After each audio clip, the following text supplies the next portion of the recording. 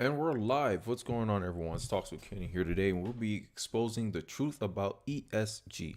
Now, before I get into my thoughts about how ESG is essentially corporatism, woke corporatism, I kind of wanted to get a sense of, I'm going to go into the definition of corporatism, definition of ESG, some examples that I have, some real life historical things that happened to kind of prove my point about what ESG is, and then, as always, I end off with a video that gives a more in-depth information about it, and then I give my thoughts and analysis on top of it. As usual, that's the cadence of this live stream.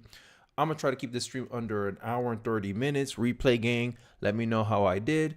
Don't forget to like the stream as you come in, so more people can come and see pretty much the facts I'm about to be spitting out here. I don't know.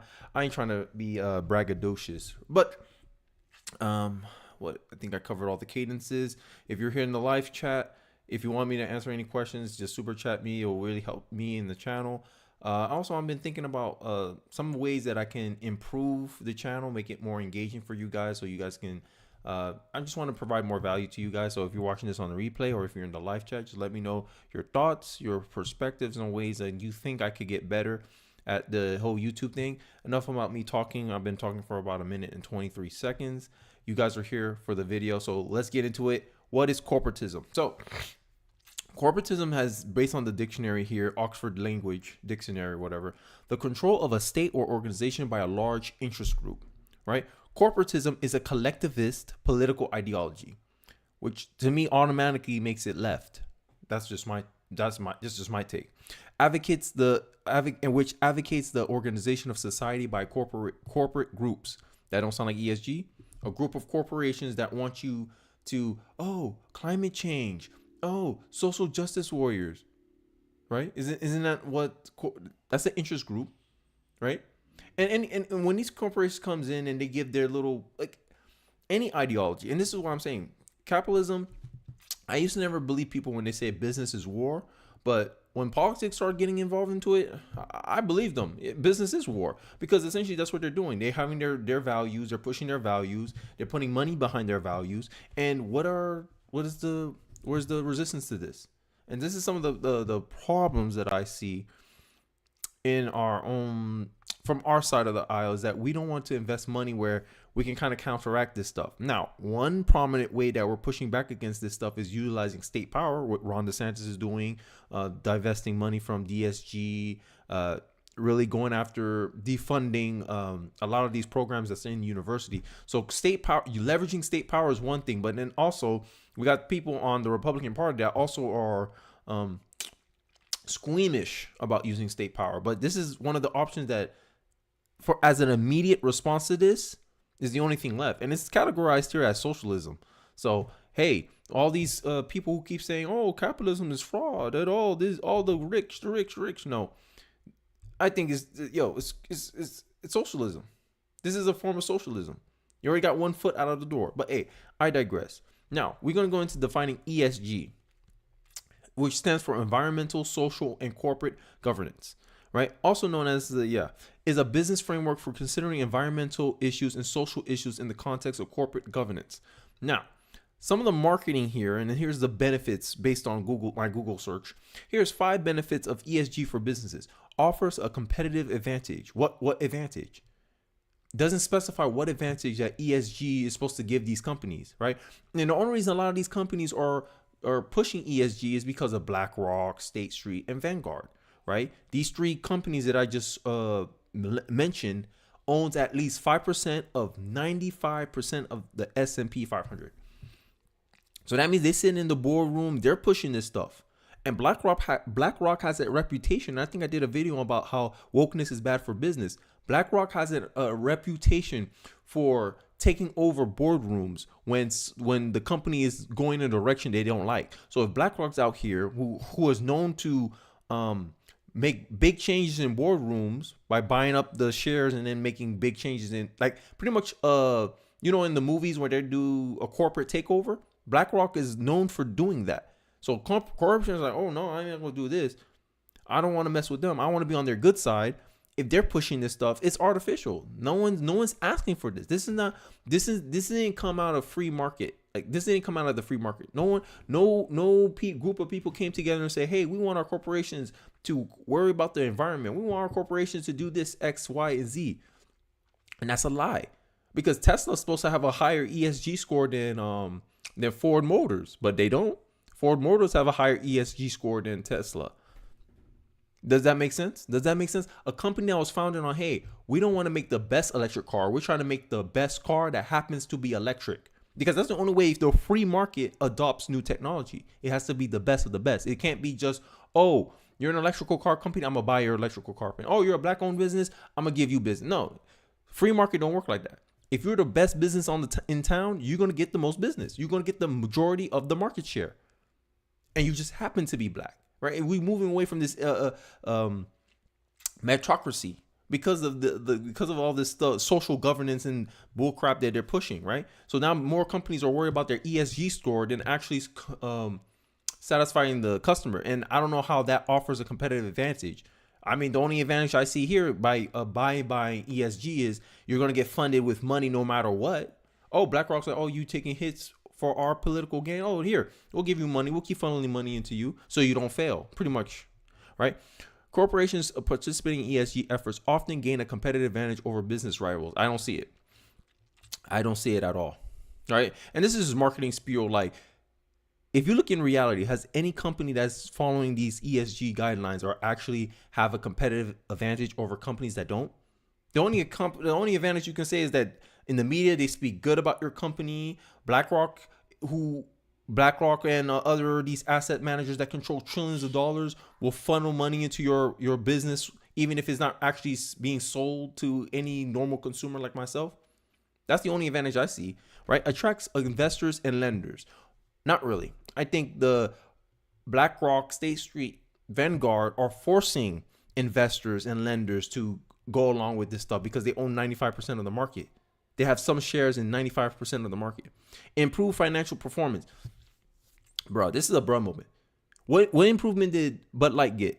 What improvement did Target get by going down along with this ESG stuff? This is the social justice aspect of it. How DEI helped anyone? DEI is some of the least supported policy I've ever seen in my life. Oh, diversity is our strength. Okay. Then how come when Elon Musk had to take over Twitter, he fired a bunch of people? A lot of them were women, minorities, because they weren't contributing to the bottom line. They were contributing to a DEI quota. Therefore, you had a different goal, right? If you're going for representation, you sacrifice quality by default, and that's a fact. I don't care what anyone has to say. If you say, "Oh, I'm worrying more about representation than performance," bruh, when you hit when the rubber meets the road, hey, you got to pick a side. You're going to pick representation because you want to look good, not be good. And this is the problem we have with the ESG stuff. Build customer loyalty, huh? No, it don't. You destroyed customer loyalty. Like, it's craziness how they try to, make it sound all good, right? This is deeds, not words. They're saying stuff, but they're not doing stuff. In reality, this stuff doesn't work. This stuff is just merely a political interest group. Hey, you're in the club or you're out the club.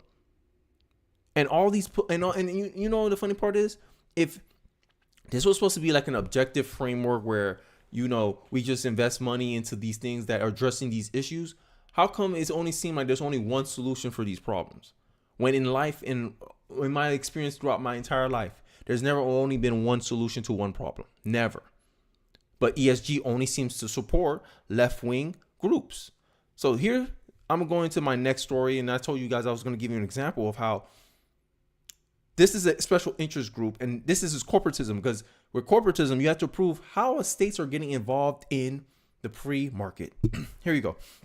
Follow the money. How the Department of Justice funds progressive nonprofits. This is during the Obama era, right?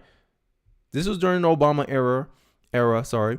And this is from an article from the Government Accountability Institution. I believe that's the name of the. You may not be able to see it because of the white screen, but this is the article. A new investigation by the Government Accountability Institution details the flow of funds from the decree settlement overseen by the Department of Justice into progressive nonprofits engaged in political activities. Right? And the Government Accountability Institution conducted an in-depth examination of the nature of the settlement agreement between the U.S. financial institutions and United States Department of Justice and designated non-profits, the destination of much of the settlement money, right? So the DOJ has instituted a reiterative process that provided significant funding for nonprofit community organizers through a pattern of extortative lawsuits. The threat of a federal lawsuit, protracted litigation, negative public relations, and in some cases criminal prosecution has puddled private businesses, primarily financial institutions, to surrender millions of these dollars at the DOJ's discretion, often at the expense of those supposedly aggrieved by the bank's actions, right? And this is where, when, during the whole Obama era, how you saw Elizabeth Warren going after Wells Fargo and all this stuff. It's a show, guys. They're not fighting. Like, when the Democrats like to say, oh, we're fighting for the little guy, I'm like, no, you're using the little guy to justify your brown nosing, right?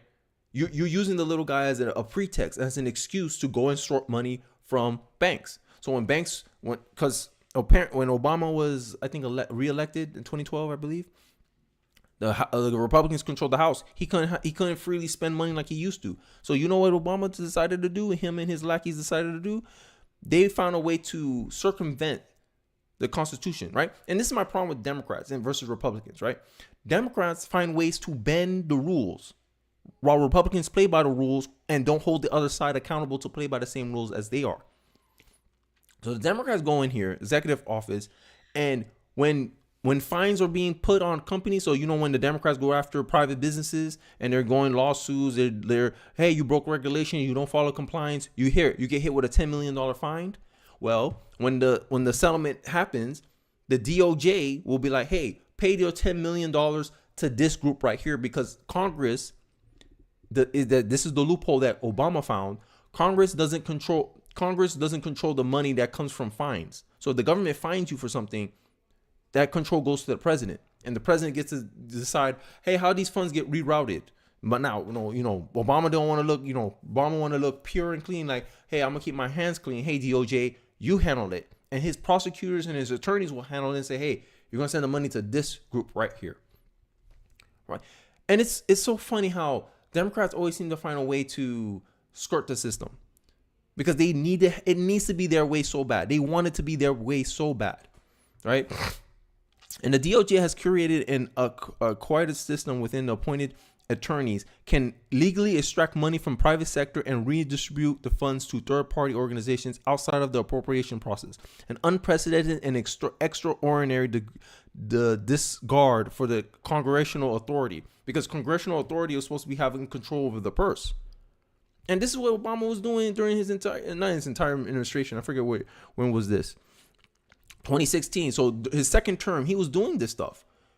He couldn't control the purse. He didn't have the money. He's all right. I'm gonna find another way. Okay, I'm gonna use. When we go after these financial institutions, when we go after these corporations, we'll take the money that we find them with and use this to fund our political activists.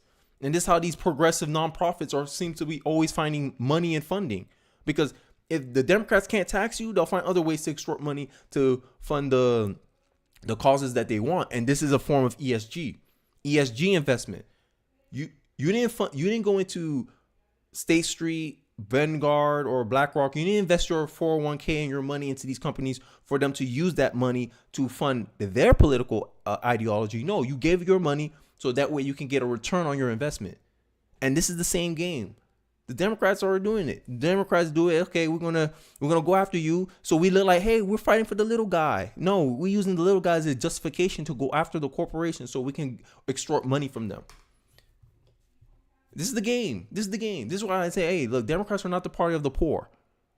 The Democrats use the poor to justify why they should get more power and more control over other people's lives. Because at the end of the day, the government needs to be needed to justify its expansion. If everyone was a do for self, productive adult in the United States of America, there'll be no need for government. I'm just saying, that's the reality. So what incentive does the Democrat have to actually make your life better? They don't have an incentive. They have an incentive to find problems. And if they can't find a problem that they can use to justify their controls, they'll make something up, like climate change. But hey, I digress. So Trump put an end to this in 2017 when he came into office, right? DOJ ends Holder, and this is Eric Holder, the guy who had to resign from slush fund payouts to outside groups. So based on what I said, the DOJ announced Wednesday that it will no longer allow prosecutors to strike settlement agreements. This is what they were doing. So that way the corporation don't go through these long, arduous legal battles and get taken to the cleaners. They'll say, hey, we'll settlement. Can we do a settlement? And the prosecutors go, oh, okay, sure. Send a check here. Bro, you see the game that Democrats will play? Wow. Right? And then Trump had to end, and Trump ended it. And Biden is trying to restart this stuff again because he has a Republican-controlled House all over again. You don't think Biden was vice president when they were doing this in 2012? You don't think they'll do this again? They will, right? And the directing with big companies, directing them to make payouts to outside groups, ending an Obama-era practice that Republicans decried as a slush fund that peddled the accounts of liberal interest groups. Oh, there go that word again, interest group. Come on, guys. And this is what ESG is.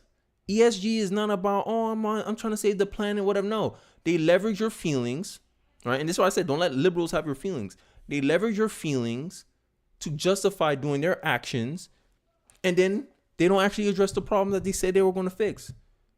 And investing money all this time and energy that we spend trying to fix the climate, even though like that's arbitrary, like what is right? Like what is the right temperature, right? We go to climate change 4 times a year, and for some reason it's a bad thing. People always, I don't understand how people get manipulated like this. It is ridiculous, right? Oh, they're fighting for the little guy. Oh, we care about you. We fight for black people. No.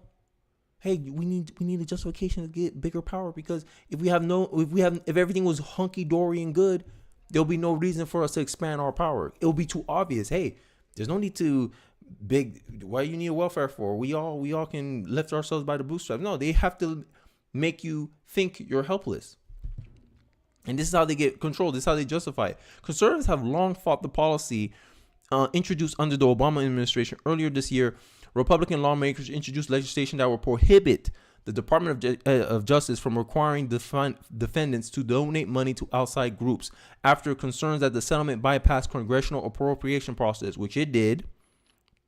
Right? Congress must not tolerate the Department of Justice political appointees using settlements to funnel money to their liberal friends. Chairman of the House Judiciary Committee, Bob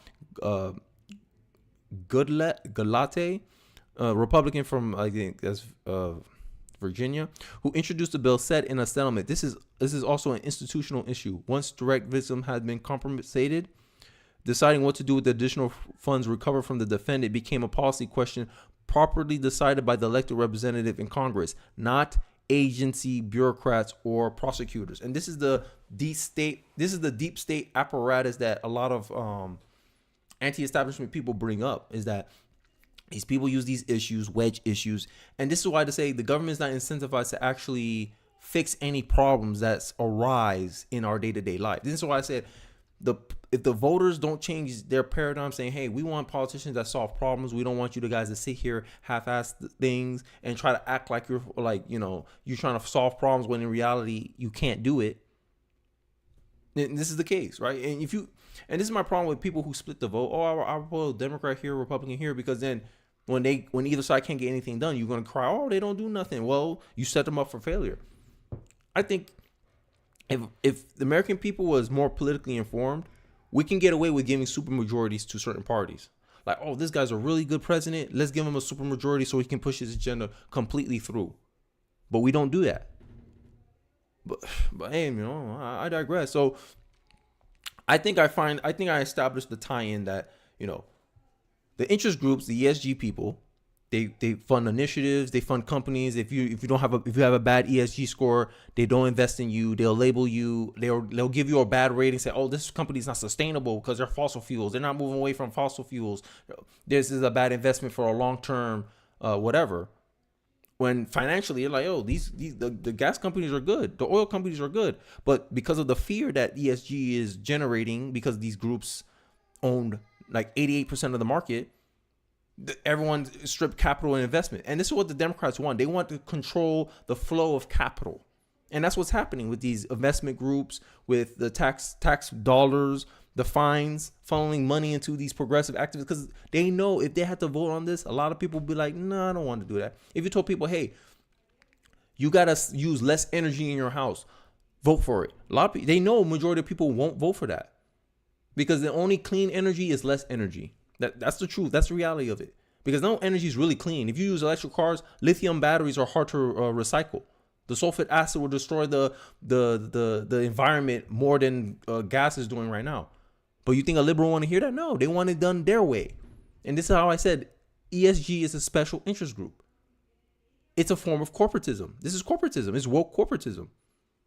And no one would stand for that. If it was a religious company coming in here saying, hey, if you're not a religious company, we're going to divest money from you. And they were part of a group that controlled trillions of dollars in the market, pressuring companies to adopt Christian values. The liberals will have a fit. Oh my God, this is not democracy. I just find it hypocritical, you know? Because these same people will lecture you saying that, hey, you should keep your beliefs in private and not have it out in public. But look what they're doing. ESGs, climate change. People don't believe in this stuff. People aren't willing to give up their gas powered car just to get an electric car, especially when the electric car is more expensive, go through more problems than their gas car. You have to be rich to afford an electric car. And these people don't seem to understand that. So it's crazy. This is what Obama was allowed to do. No private lawyer could give away a client's settlement money, and no government lawyer must do so either. It's time for this unlawful practice to end. The Federalist Society, Paul Larkin. Right, and I think I made my point. You know, the DOJ, the Democrats, liberals find like this is the interest group. The liberals are the interest group. This is corporatism. Democrats practice corporatism. Corporatism is a form of socialism. It's the system that transitioned from capitalism to socialism, and this is what they're doing, having state influence what's going on in the private market, in the private market, and this is why you get all these corporations overwhelmingly donate to the Democratic Party, so the Democrats don't come after them for federal. Oh, you broke compliance, you got to pay a fine, and then they use the fines that they hit you with to send settlement money back to their political activist nonprofit groups. Craziness. This is a cycle, bro. It's a cycle. This is the deep state, right? This is what people talking about. Trump shored this up. He said, "Hey, we end this stuff. This is not allowed. This shouldn't be allowed, right?" And now I got your boy Joe Biden back in the office. He's gonna try this again, especially with the House, the way the House is right now. He's gonna try this again. Come on, you don't think he's gonna try this again? Obama tried. He's gonna try it again. Biden's gonna try to find a way to do this again. And you already see it with the Hunter Biden story. You see how that went out. Son gets a slap on the wrist and no one questioned him anything. But hey, you know, I digress. It goes back to my point about the establishment. You got to be damn near perfect for the establishment not to go after you. And even if you're full of flaws, overt corruption, at least you can question Joe Biden. Hey, Joe Biden, you're a corrupt individual. Look at all the stuff surrounding you. How you became a millionaire when your salary is only supposed to be like $400K a year. How you became a multimillionaire after you got out of office. How is that possible? You didn't start a business. You didn't have all this. What business are you running? You made that much money off your book deals? I barely see people read your books. How your book is a New York Times bestseller? I'm saying, look, bruh. Hunter Biden out here making paintings and he's able to sell it for millions of dollars. But hey, I digress. So here we're going to go into a video which is with Patrick Bet-David. He's going to expose ESG, a $66 trillion weapon used to control corporate America. And I show you how I think I gave my case. I defined corporatism, a special interest group that's trying to organize and, you know, have some type of heavy influence over the private market or over an organization or state.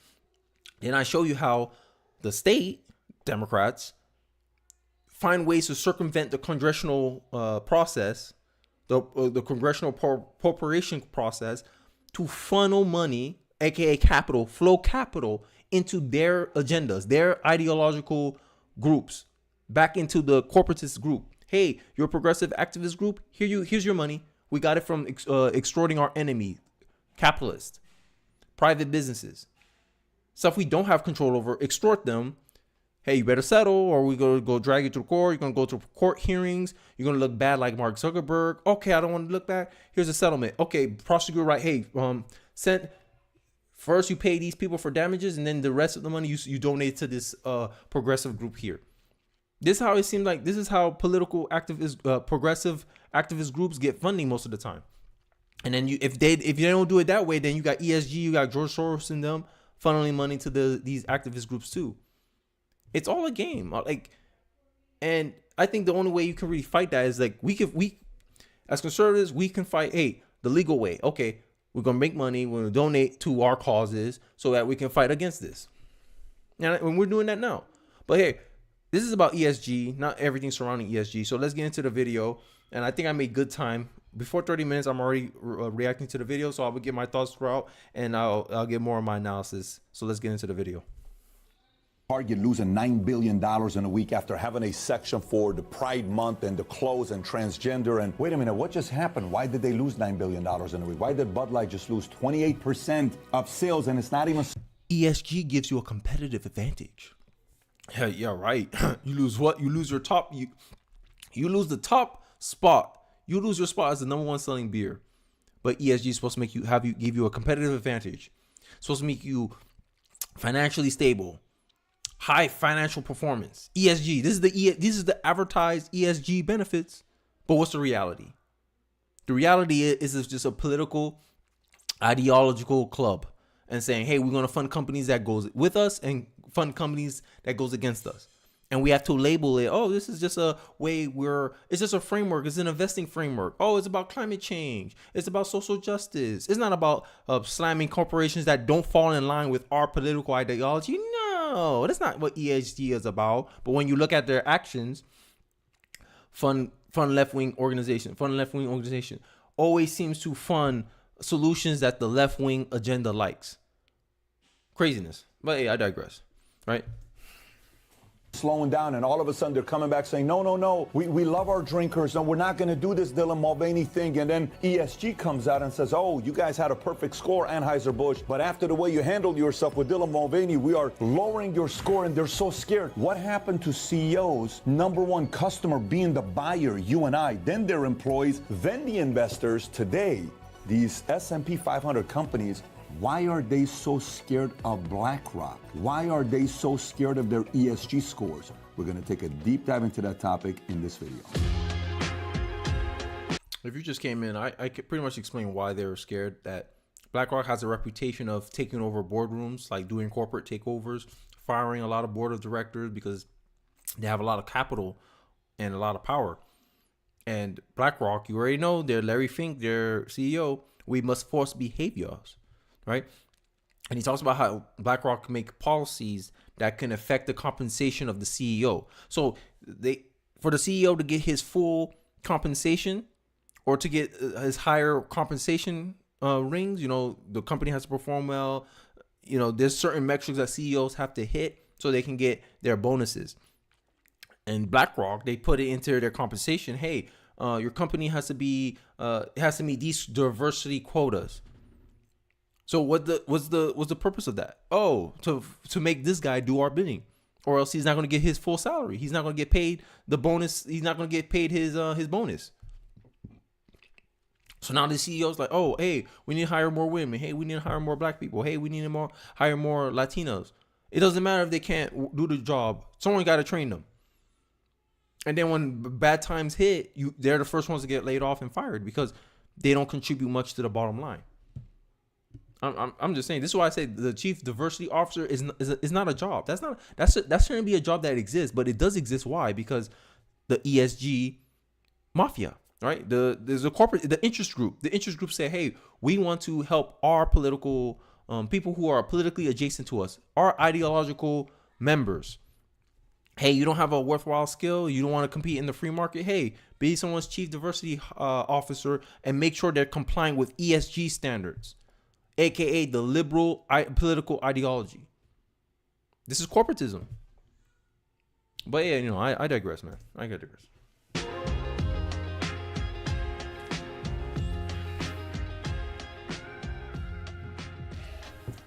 All right, so if you get value from this video, give it a thumbs up and subscribe to the channel. Let's get right into it. What is ESG? ESG is a score to measure how well a company addresses risks with respect to environmental, social, and governance.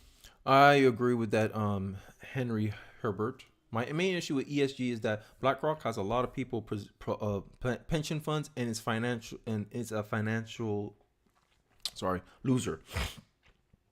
And you're right about that. It's because, and I kind of explained this in the earlier part of my stream, but they're essentially using other people's money to fund their agenda.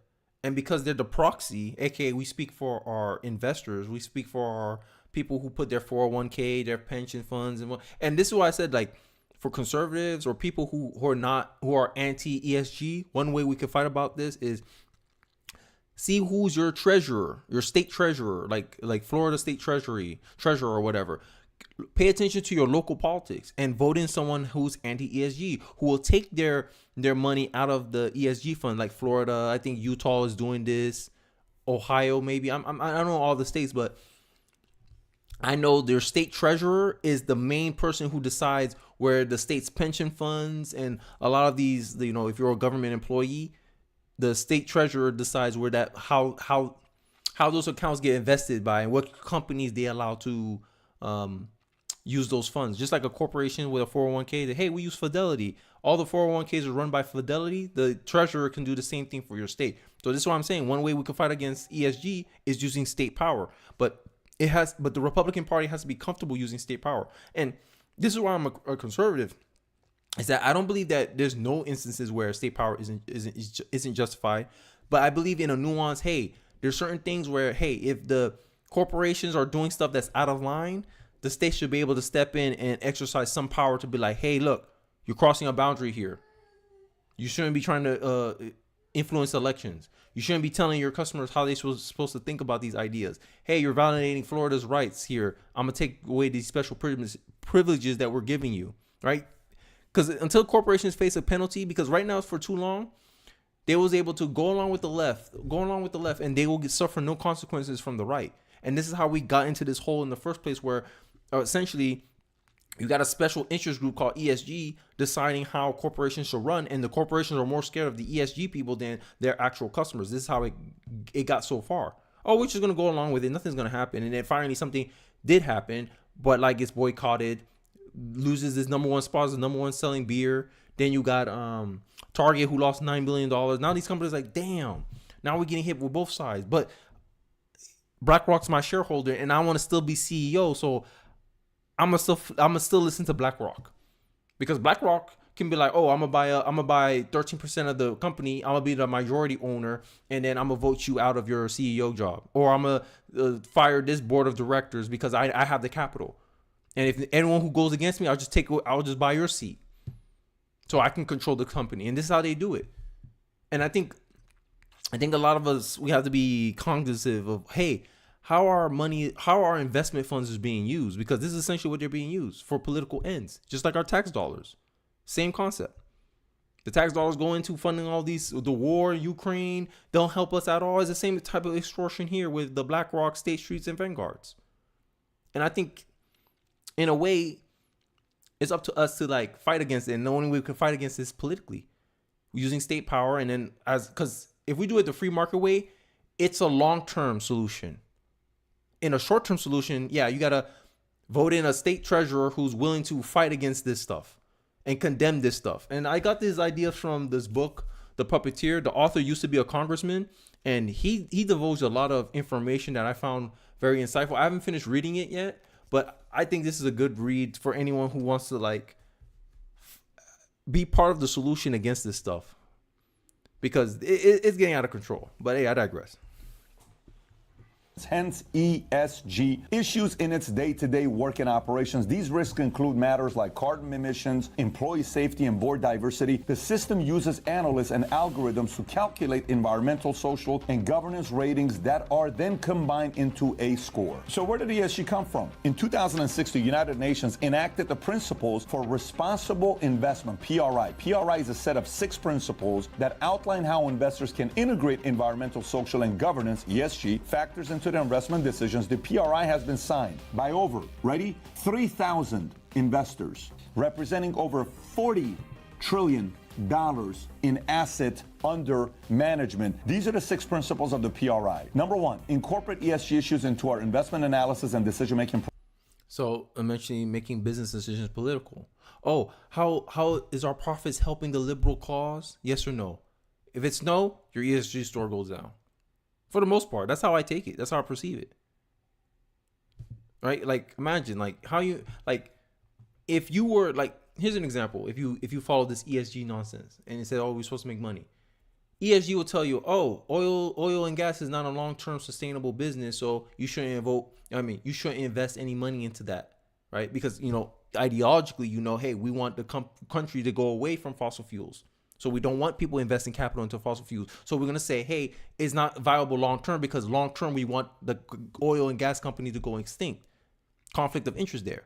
Even though right now oil and gas are rising up all time. Like, they're still somewhat competitive, especially what happened with the Russia-Ukraine war. Gas went like this. And if you were if you was investing based on the ESG framework, you'll miss out on that and essentially lose money, because end of the day, green energy, or whatever it's called, green energy, solar panels are not scalable. It's too inefficient to produce the amount of energy that it'll take for solar to produce that we're currently using right now. You have to have fields. Like, it's not enough space, not enough open fields for solar panels to generate enough power to power an entire city.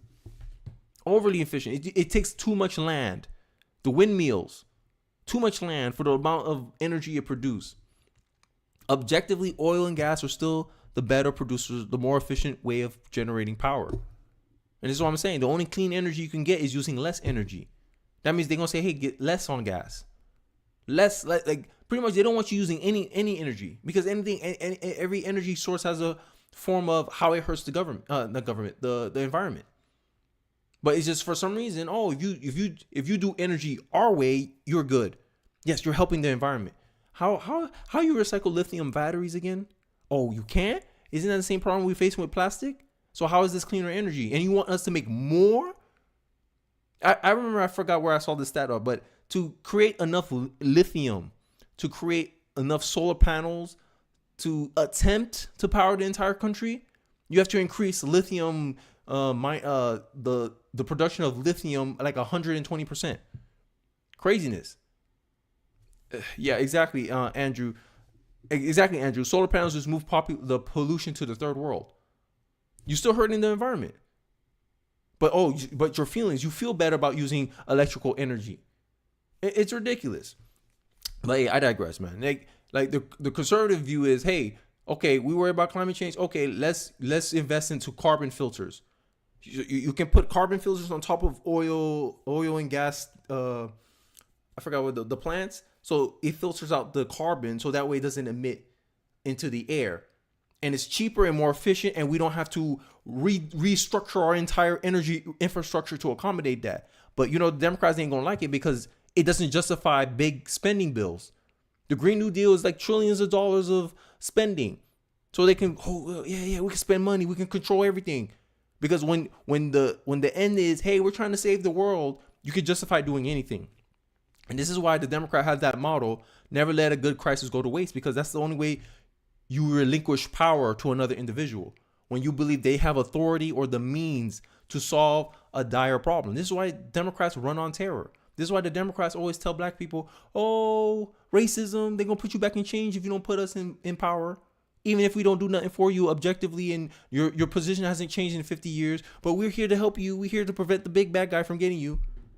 And you vote based on that. Oh, he can save the world here. And then they never do it. And it's the same principle here with this the climate change stuff.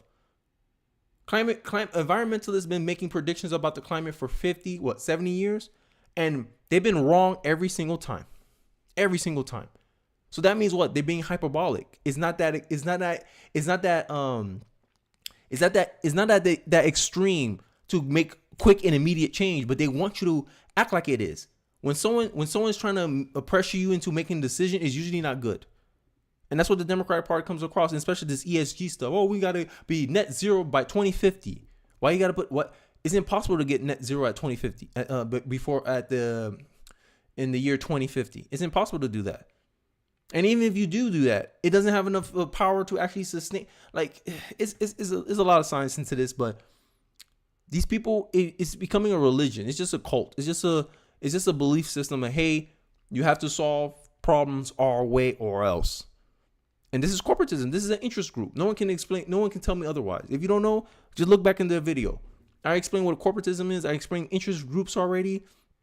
ESG is all about controlling flow of capital from one business to another business that's politically aligned to you. That's all ESG is. It's just using social governance, it's using social justice, climate change as a pretext to tell unsuspecting people to mask their real objective to unsuspecting people. That's all it is. But I've been rambling too long. Let's get into the video.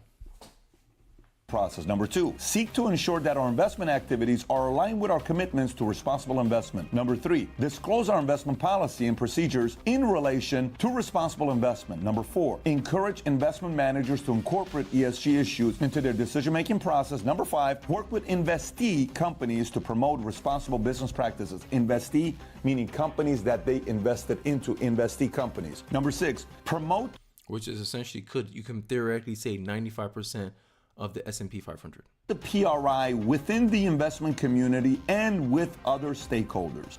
So BlackRock and them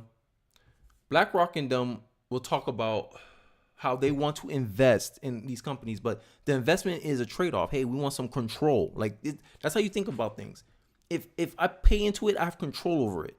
I have control over 5% of this company, and I'm gonna use the fact that I have control over 5% of this company to drive them in a way that I want them to drive. I don't care if Target lost $9 billion. I care about that they're LGBTQ friendly. They're pushing LGBTQ. I'm happy they're pushing my ideology. And as long as they're pushing my ideology, I won't come in and take over their business. I won't come in and take over the boardroom. Right? Because at the end of the day, BlackRock is throwing their weight around. This is not democracy. This is almost some form of political elitism. It's establishment politics. Hey, we in power. We want you to perpetuate our ideology onto the masses.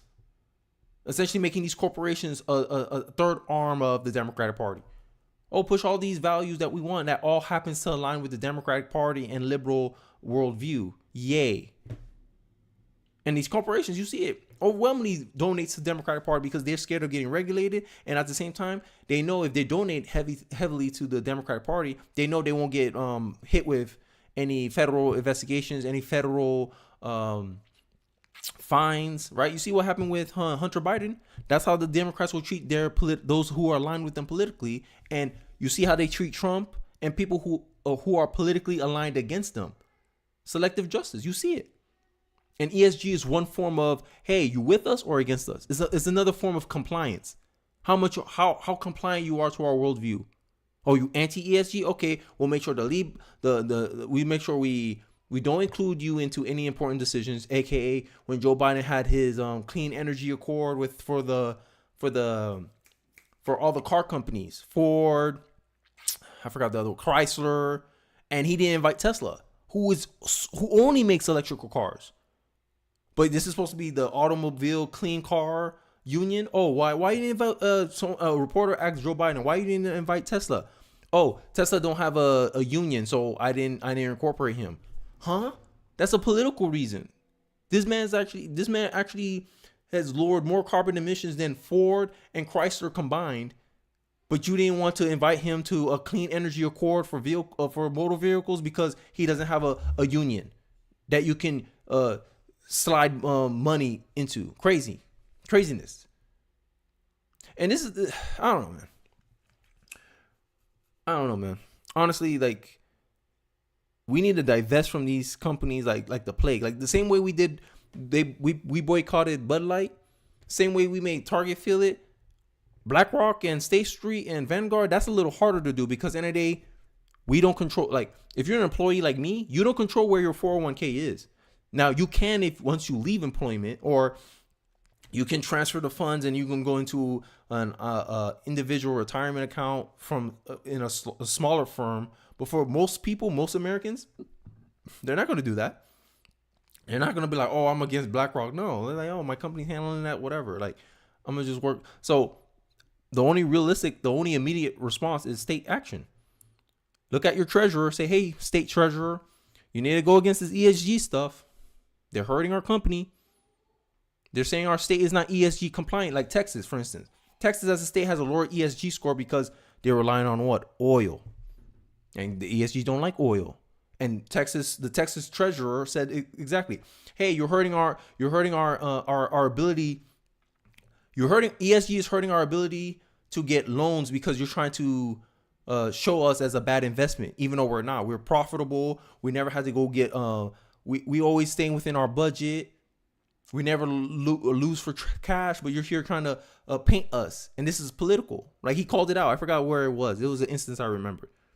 But the Texas legislation called it out. They say, hey, this is a political tool to shun political rivals, to hurt political states that are politically against the Democratic Party, because that's what it is. All the Democratic Party, all the states are ESG compliant, but all the worst states are red states.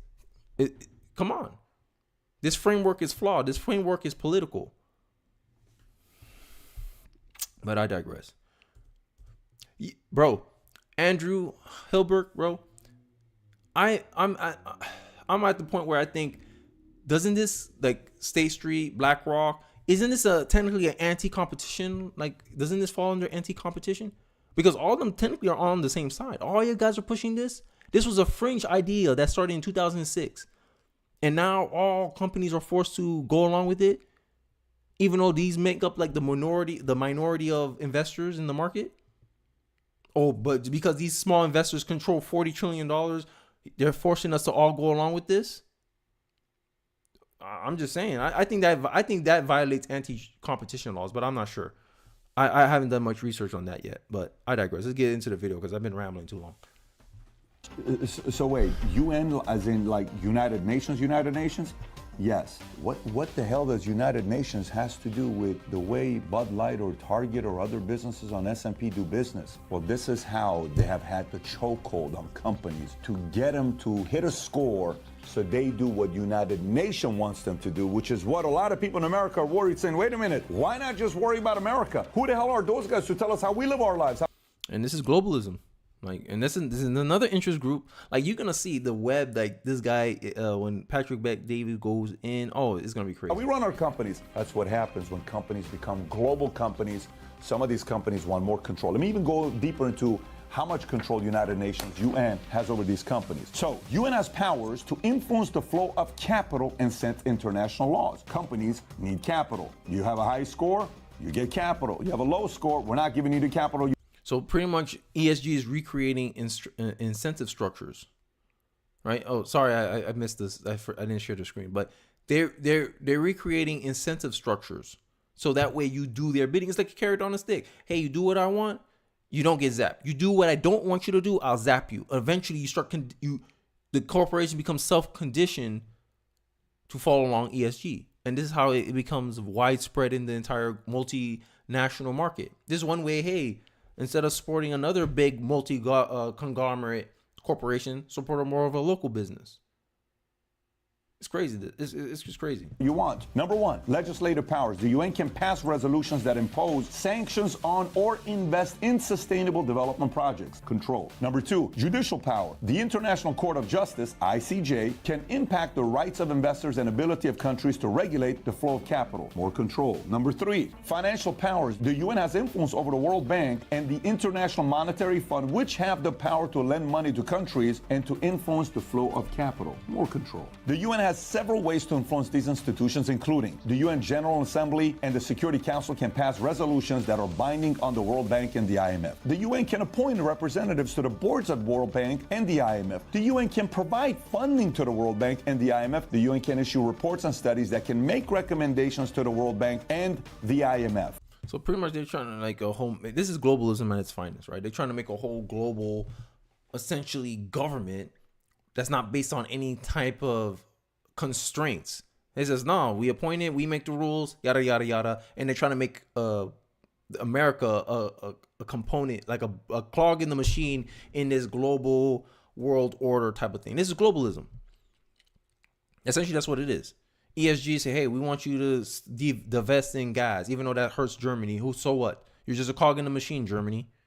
Who cares if you personally take your citizens are taking personal hits from this? You got to do what we say, or else you ain't gonna get funding, or else we'll make laws against you. I agree. How much CO2 is too much CO2? It's arbitrary. All this stuff is arbitrary. Like the carbon footprint. Like how you know this stuff. Like it's hubris at this point to think that you know how the world's supposed to be. I'm just saying, it's hubris in my view. So the next question would be, is there somebody above the UN? Who is above the UN? Who controls the UN? Well, let's take a look. NGOs have the most significant influence on the UN's decision-making process. NGOs, non-governmental organizations. Through lobbying, advocacy, and partnerships, NGOs have massive influence over the UN's agenda. They also have played a significant role in mobilizing public opinion on UN-related issues. The NGO that encouraged the UN to enact the Principles for Responsible Investment, PRI, was the United Nations Environment Program Finance Initiative, or UNEP-FI, is a partnership between the UN Environment Program and the financial community. So having said that, some of the largest NGOs today include Amnesty International. Revenue was roughly $392 million last year. Doctors Without Borders, they had a $2 billion revenue. World Wildlife Fund, they have a revenue of $257 million. Oxfam. None of these people represents everyday people. This is why they hate nationalists so much. Because I'm for like a decentralized, hey, this is your nation, you run things your way. This is your nation. You have different customs from me. Because at the end of the day, I don't want conformity. Because if everyone thought the same way, we all end up in the same problem. If we all have different cultures, different ways of thinking about things, different perspectives, different worldviews, when a problem arises, there's different angles that we can look at the problem from. But if we all have this one world we all think the same way, world government style thing, bro, this is how people become extinct. When there's no genetic diversity, one virus can wipe out the entire human race. I think globalism goes against human nature. Making everyone fit into a box of, hey, this is how you all supposed to view the world. It goes against. That's why no matter what happens, every system of government always goes through some type of revolution, because there's always going to be people that don't agree with what the status quo is. I'm just saying, and these people don't represent the average person. Like the people in Italy are revolting against this stuff. I forgot her name again, but Georgiana, I think her name was, the prime minister of Italy. She's pro-family, pro-God. She said, hey, we're just not going to be another number on your checklist. We're a people. We have families. We're a nation. We have our culture, and we're not going to give that up to be part of some globalist vision. And I think this is why populism is becoming so appealing, because people are like, yo, I don't give a damn what's going on in Ukraine. Sorry, Ukraine, we'll do what we can, but if it's at the expense of my life, my family, my livelihood, F it. They should be handling this themselves. Why are we sending soldiers over there for? Why are we giving them our weapons? Why are we sending billions and billions of dollars over there? And then we found out the Pentagon miscalculated and sent in an extra $9.6 billion that no one can find anymore. Craziness. But yeah, I digress. Let's continue. $119 million. Save the Children, $950 million. And so now the next question would be, so who controls the UN, NGOs?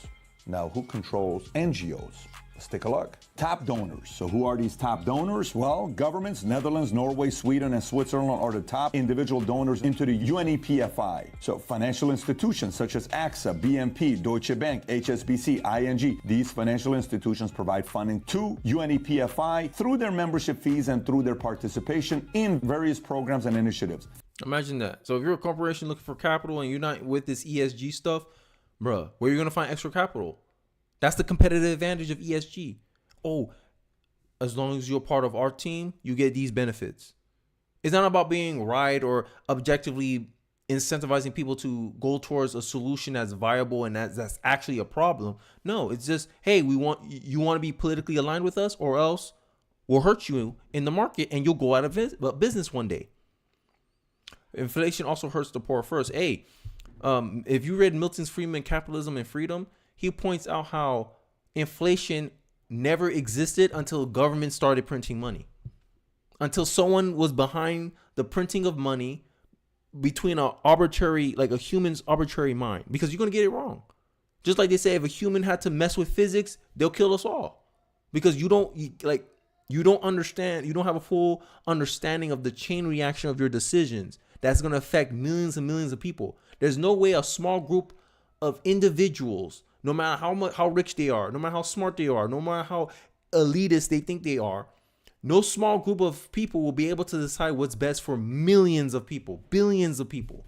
This is why I'm against this ESG stuff, because essentially that's what it is. You're creating an autocracy, a climate autocracy. And the autocracy are these NGOs, these ESGs, the BlackRock State Streets. Like, end day change doesn't come from top down. Change always generates from bottom up. And that's populism. Populism is bottom up. Authoritarian is top down, and this is authoritarian. ESG is authoritarian.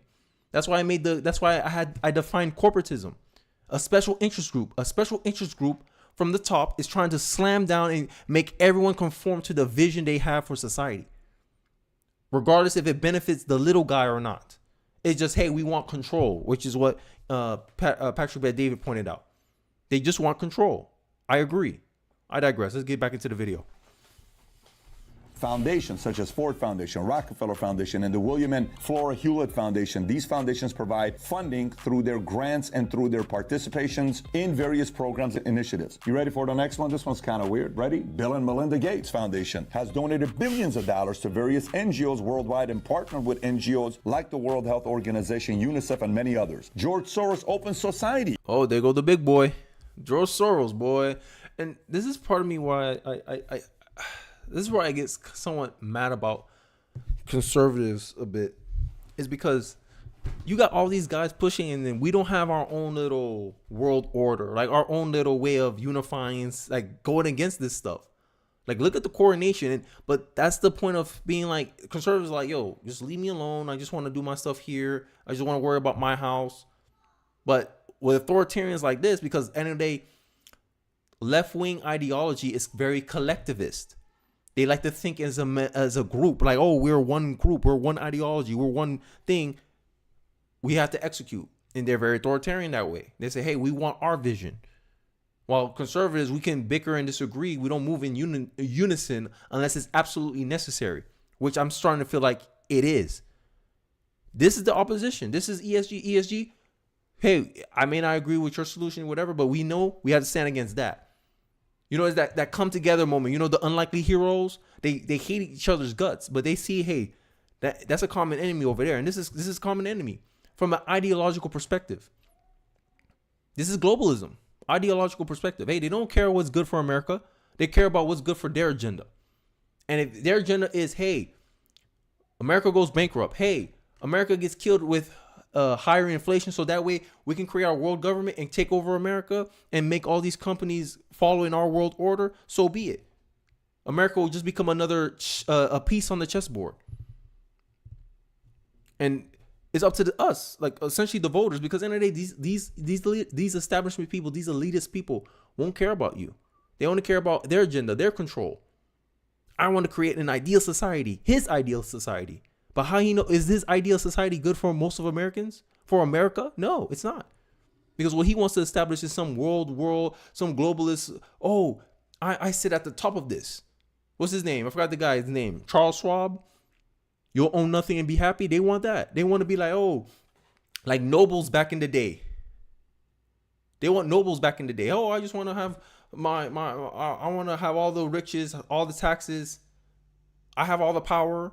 That's all it is. Because I think once you get rich, you start caring more about, hey, I want influence. I want power. Hilbert. I want to answer this question. Andrew Hilbert says, Kenny, why don't you have more followers? I don't know, bro. I don't know. I'm still new. I think I started my YouTube channel like a year and a month ago. So I'm still fairly early in my journey. But I'm not really worried too much about followers. Right now, I'm just trying to get my thoughts together, my opinions out there, and really solidify my information and some of the things I know. So I don't even think I'm ready for more followers. Just call me Herb. Okay, Herb. Appreciate that. Yeah, but I don't think right now I'm ready for more followers right now. Right now I'm just trying to do the best that I can with the followers I have now, right? And I forgot what it's called. It's called practice. Like you practice with a small audience, so then when you get the bigger audience, you know what to do. And I just see myself doing that. So I'm pacing myself. I'm being patient, and I'm just focusing on the craft right now. I'm just focused on mastering this stuff right now. So, but I think I've been rambling too long. I have a deadline of 1 minute, an hour and 30 minutes, and I'm about to pass that. So let's get into it. Foundation. I appreciate HRC. that. I appreciate that, Herbert. According to Open Society Foundation website, the organization has given a total of $100 million to HRC over the past 10 years, which has been used to support a wide range of organizations' work, including legal challenges to anti-LGBTQ laws, public education campaigns about LGBTQ issues, and lobbying efforts for LGBTQ rights legislation. By the way, if you're wondering how big Open Society Foundation is, which Soros gave $100 million to, he's given to them since 1984 $32 billion of his own money. Soros, his own money, $32 billion has been given to Open Society. It's a massive ran by George Soros. So it's crazy, right? You think about all these big organizations. Why would a guy give $32 billion to a corporation or a nonprofit? Because he wants control. He wants influence. And this is the game that we were playing right now. Because if you saw my last stream that I did before my son was born, I talk about how the establishment wants control. They want legitimacy, right? And they'll attack anyone they perceive to be a threat to their legitimacy and their control. This is why you got a mainstream media being essentially the mouthpiece of corporations, but they're the mouthpiece of these special interest groups who have large amount of money and influence. And they're using that money and influence to get control because the masses were what Patrick Bet-David called them, the oblivious. This is how you control oblivious people. They don't even know why they're doing what they're doing. I'm supposed to go to college, buy a house, do this. You didn't decide that. Someone told you that idea. Why you want a house? Is 401k really the best option for you? Why you think 401k? This is just what you do. You get a 401k and then you use that 401k to retire, right? Essentially laying out the groundwork, and then you don't know you're obliviously aiding a group of people that are actively trying to destroy you and your country, making life harder for you. Joe Biden, the most popular president in U.S. history, and for the most part, highest inflation in 40 years. The most popular president in U.S. history did that. Validating another theory I have in my head. Just because something is popular doesn't necessarily make it a right decision. And this is what we fell into. This is what happened when you follow flash and not substance. The oblivious people were just like, we just vote for Biden because we want to return to normal. You want to return to business as usual, where you don't know what your politicians are doing, where the mainstream media doesn't call into attention the negative aspects of the people in power. Joe Biden just have his son convicted of gun charges or whatever to avoid the laptop issue. I'm just saying, his son getting a slap on the wrist. No mainstream media ain't talking about that. They're trying to this is what I'm talking about. The establishment is trying to protect its own. But let Donald Trump Jr. Be in the same situation as Hunter Biden. That man going to jail. He'll be under the jail. He might get the death penalty, knowing these people. And they make it so obvious and in your face. But the oblivious people are not paying attention. And my job here, and I think this is the really reason I started this channel, I want to make less oblivious American voters. Because politicians can't play this game if we're vigilant. Freedom is something you always fight for every generation. I forgot who said that. I think it was Ronald Reagan. And this is my way of contributing to that. But hey, I digress. Let's get back into the video. Why do they care so much what these companies do? Why do they fear with this ESG score? Why are they doing so many things that makes no sense? Why would Bud Light target a transgender audience? They don't drink your beer. You have military. Why would you make such dumb decisions? Because they're worried about pleasing the score. Here's a story from Bloomberg regarding BlackRock and Larry Fink. Watch this. In 2020, Larry Fink declared that a fundamental reshaping of global capitalism was underway and that his firm would help lead it by making it easier to invest in companies with favorable environmental and social practices. Our flows continue to grow and dominate, Fink said regarding ESG funds. On the same conference call with analysts, he added BlackRock is a leader in this being ESG. And we are seeing the flows, and I continue to see this big shift in investor portfolio. Okay, so this is my thing with this BlackRock guy. He's funny.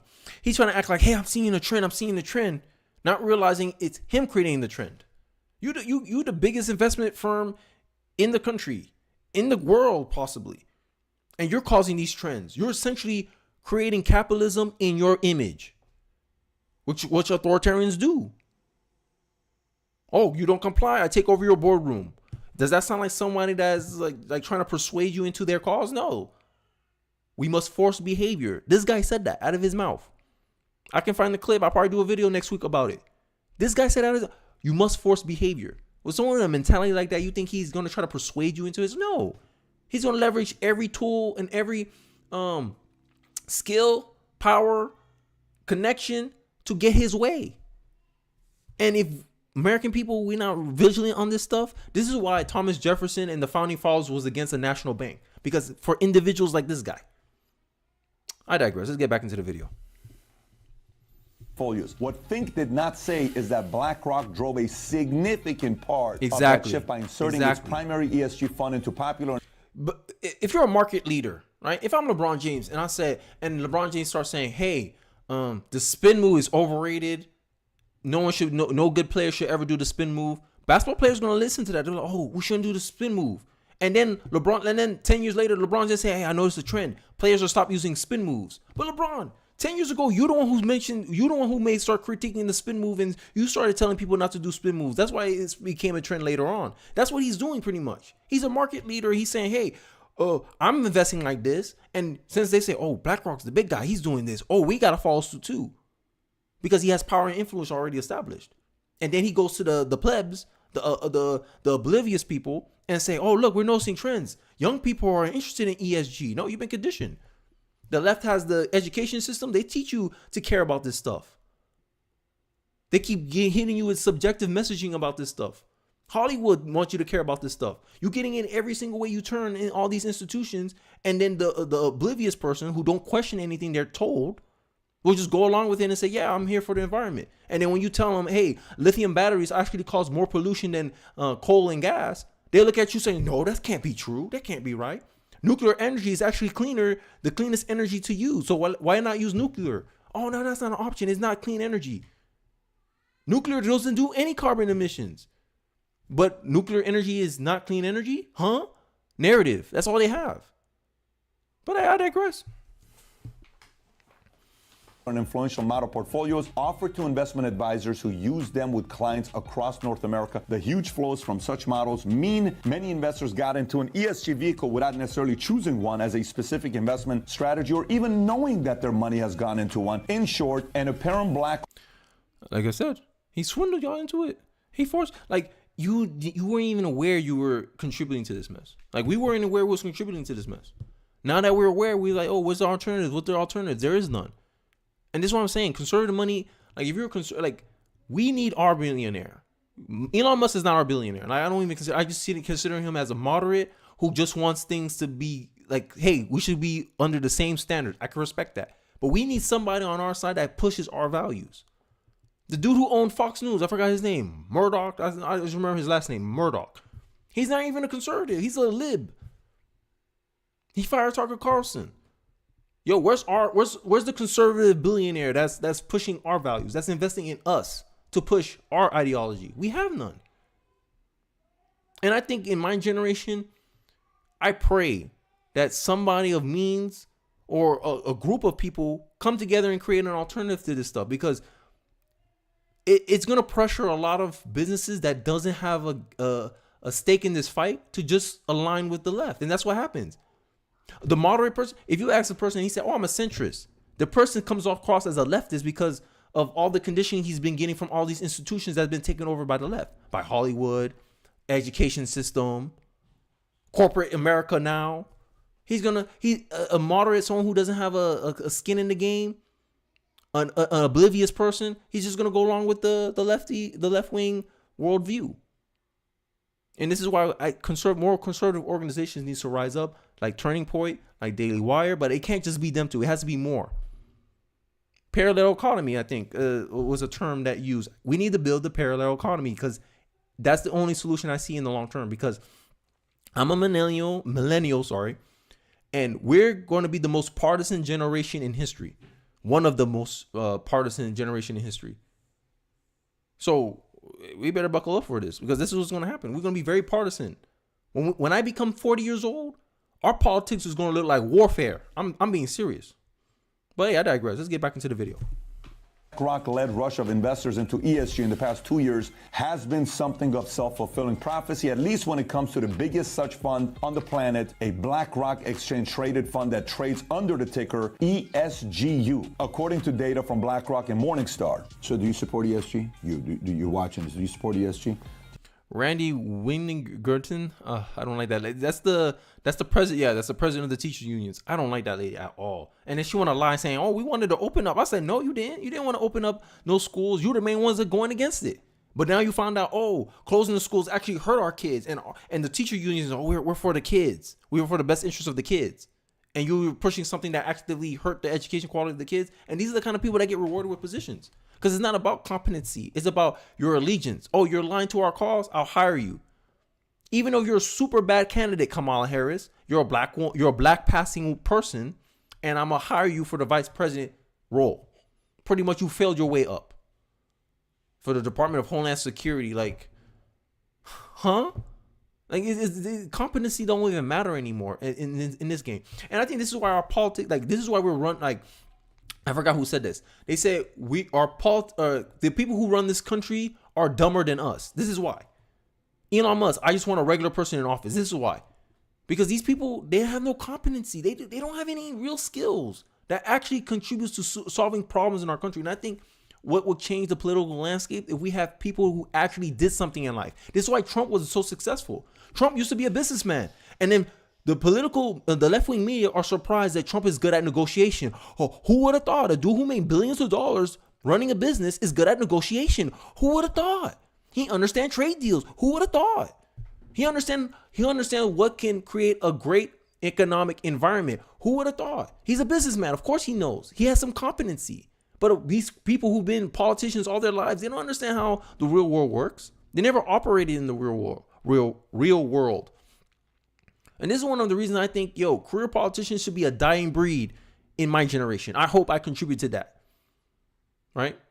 This is why I like Vivek so much. Vivek, hey, he had a law degree, graduated from Yale, started his business, biotech. This man has different competency. You can tell he's smart and intelligent, and he's about solving what? Problems. Because when you work in the private market, in corporate America, when you work in the private sector, your job is to solve problems. No matter if you're the cashier, no matter if you're the janitor, you're there to solve a problem. I'm a janitor, I'm here to clean. I'm the cashier, I'm here to take payments. So that's what I'm saying. Politicians, they all they know how to do is bribe, lie, trick, and convince you to vote for them. That's it. Pretty much a politician gets paid to convince people to vote for him, convince people to do what he wants. That's the politician's only skill in life, which doesn't solve problems. It doesn't solve problems. And I think I want to change the paradigm of politics. Politics should be driven to solving problems, not creating issues or not using issues to get you into office. And I think the American people need to stop falling for it. Because once the American people said, like, if half of the American people just been like, no, we want people who solve problems, and the politicians start realizing, oh, these people don't vote. These people voted him out, even though we use the wedge issue, even though we use all fear tactics. That's when politics is going to change. Politics ain't going to change until we change. Because at the end of the day, I'm in this model, hey, stop looking for saviors. No one's going to save us. We have to save ourselves, and it starts with us. We're going to vote in Trump. Trump, detonate the deep state. F it. Vivek, detonate the deep state. Decommission the Department of Education because they have no results to back up why we should be giving them millions and billions of taxpayer money. Unjustified. When our quality of our education is going like this, but we're investing more money into the Department of Education, we're rewarding bad behavior. But hey, I digress. Do you have mutual funds? Do you have stocks? Have you invested into some of these funds?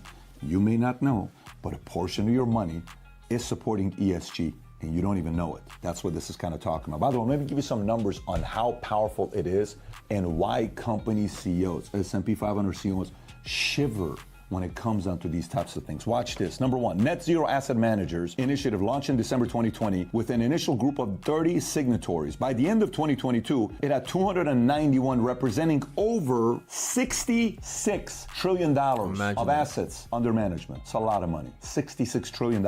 According to Larry Fink's 2023 CEO letter, today's global financial assets total is $400 trillion. This is $66 trillion. That's a lot of influence. According to Boston Consulting Group, asset management. And using it as a weapon to push his agenda.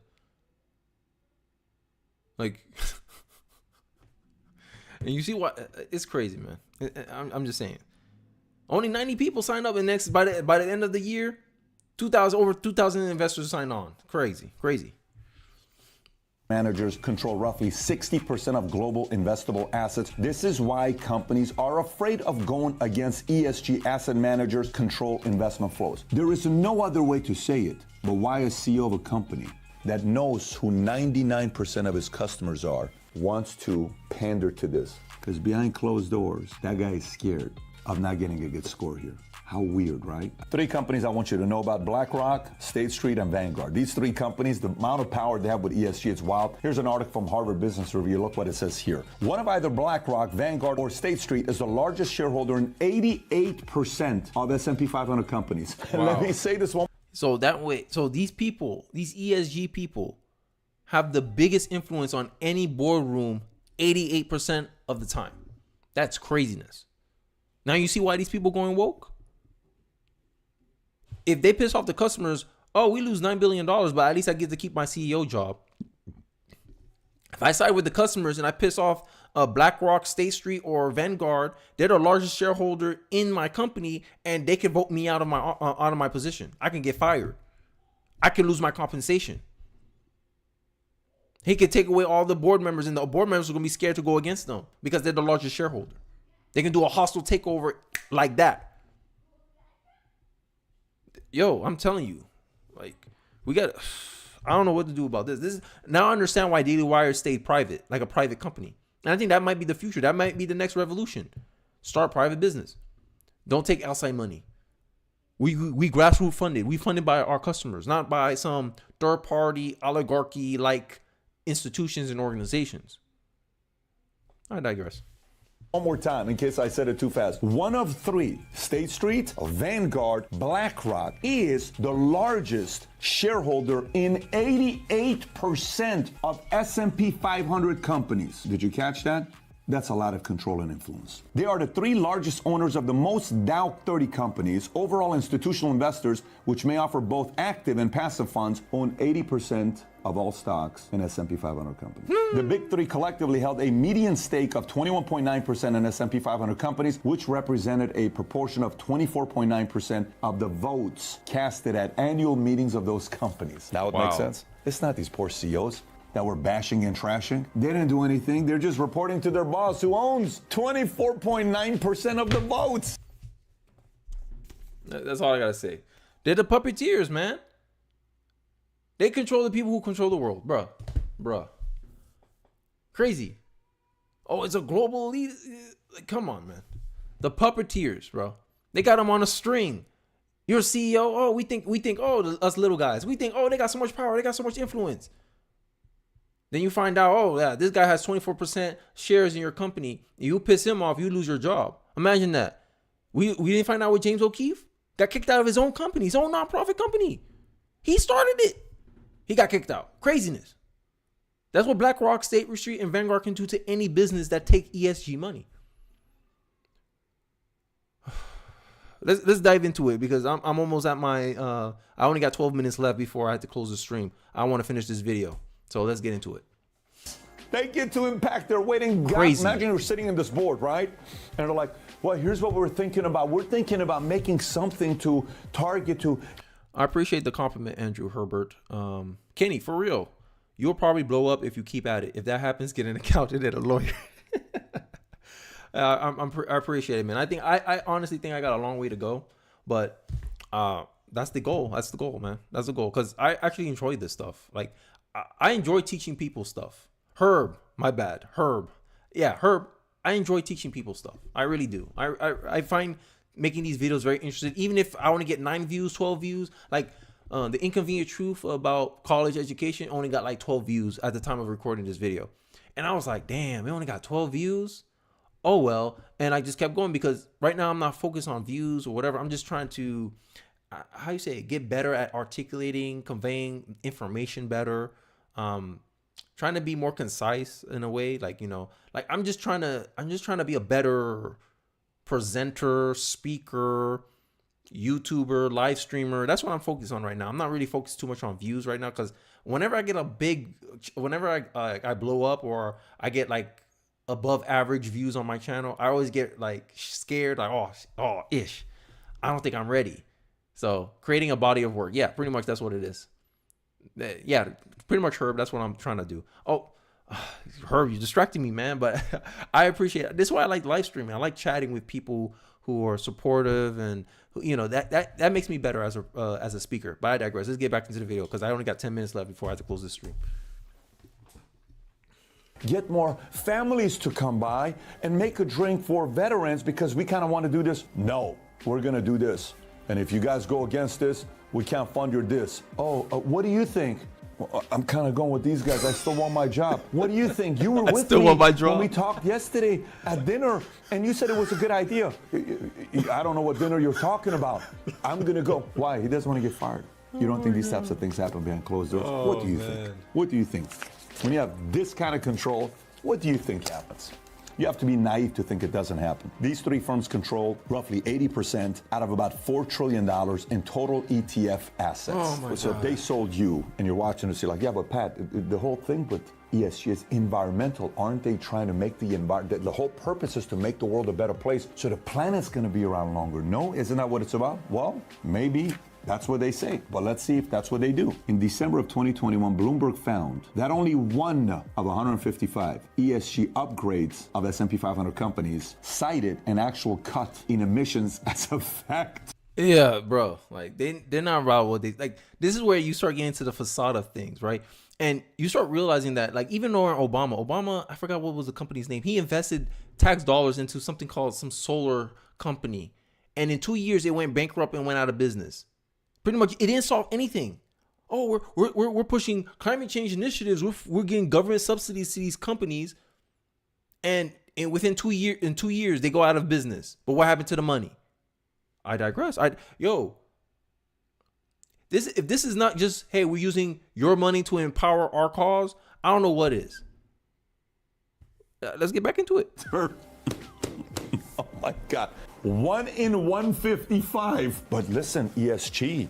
It's just feelings at this point. Hey, imagination. Oh, it's such a good thing, isn't it?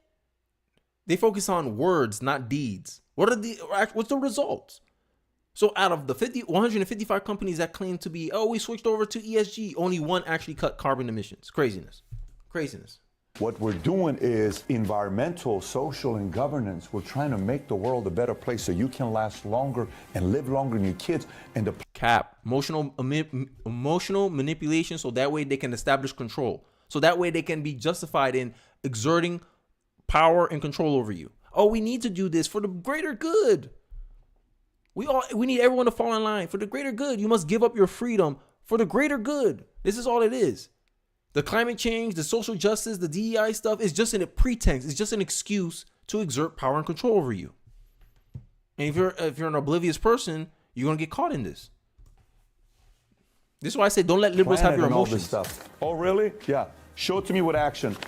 1 out of 155. Yeah, you're full of shit. I don't believe you. That's kind of how the average person, after they look at the numbers, is going to say, I have a hard time believing these guys are doing it for a good cause. Okay, so as if this ESG stuff wasn't enough, have you guys heard about DEI or CEI? Maybe you've heard about it, you don't know a lot. I think that's the end of the clip. That's the only clip I want to show you. My main video was about ESG. And ESG, I think I made my point, right? Like, let's do a recap. The control of a state or organization, state or organization, by a large interest group. Okay, the ESG. This is the benefits of ESG. Build customer loyalty. No, you don't. You're building loyalty with a shareholder, aka BlackRock, State Street, Vanguard. Improve financial performance? Not really. It doesn't improve financial performance because what? Target lost $9 billion. boycott with Bud Light, lost 23% of his market share. Attract investors and lenders. No, it doesn't.